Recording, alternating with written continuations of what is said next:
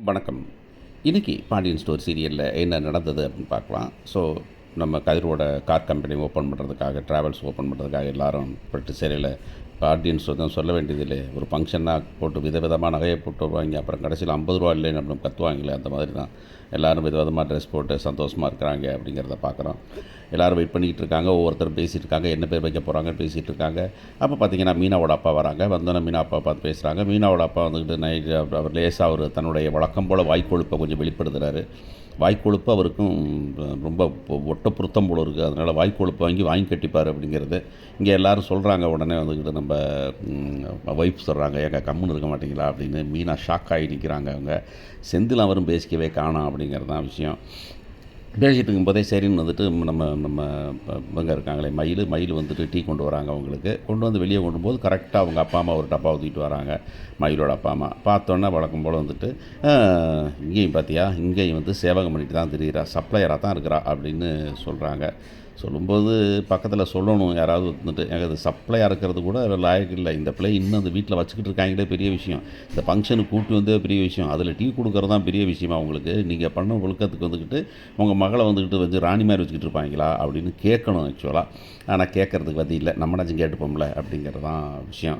அப்புறம் எல்லோரும் வந்து உட்காந்துன்னு வந்துட்டு சைடில் காப்பி கொடுக்குறாங்க, பேசுகிறாங்க. பேசிகிட்டு இருக்கும்போது கேட்குறாங்க, எங்கே யார் காணோம், என்ன பேர் வச்சுருக்காங்கன்னா, பேர் நான் சொல்லலை, அதை சஸ்பென்ஸ் ஆமாம் அப்படின்னு. ஏன் போர்டு மூடி எடுக்குன்னா, அதான் இன்னும் ரிலீஸ் பண்ணணும் அப்படின்னு. எங்கடா உங்கள் அப்பா வருவாரா வர மாட்டாரா, வந்துடுவாருங்கிறாங்க.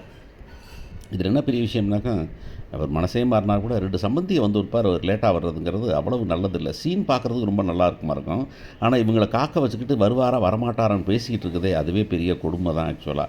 கடைசி ஆட்டோ வந்து நிற்கிது. வராரு மிஸ்டர் பாண்டியன் வந்துட்டு, அதாவது ஒரு சில நேரத்தில் ஒரு சில சஸ்பென்ஸ் ஹைப் கொடுக்கறதுக்காக லாஜிக்கலாக வந்துட்டு ரொம்ப அசிங்கமாக ஒரு மனுஷனை பாண்டியனை காமிக்கிறது ரொம்ப தப்பு.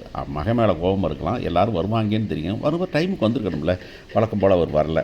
கடைசியில் வந்துடுறாரு. வந்தோன்னு ஒரு என்ன ஓப்பன் பண்ணலான்னுக்கிறாங்க. காரை காமிக்கிறான். காரை காமிச்சா எல்லோரும் காராக இருக்குது. 2 கார் நம்மளுது, ஒரு கார் அங்கேருந்து வந்து பிஸ்னஸ் பற்றி பேசுகிறான். பேசிட்டு வந்துட்டு திடீர்னு பார்த்துட்டீங்கன்னா, அதில் முன்னாடி ஸ்டிக்கர் விட்டாங்களே பேர், ட்ராவல்ஸ் பேரே ஒட்டலை அப்படிங்கிறாரு. உடனே அதாங்க தெரியல, ட்ராவல்ஸ் பேர் என்னன்னு தெரியல அப்படின்னாங்க.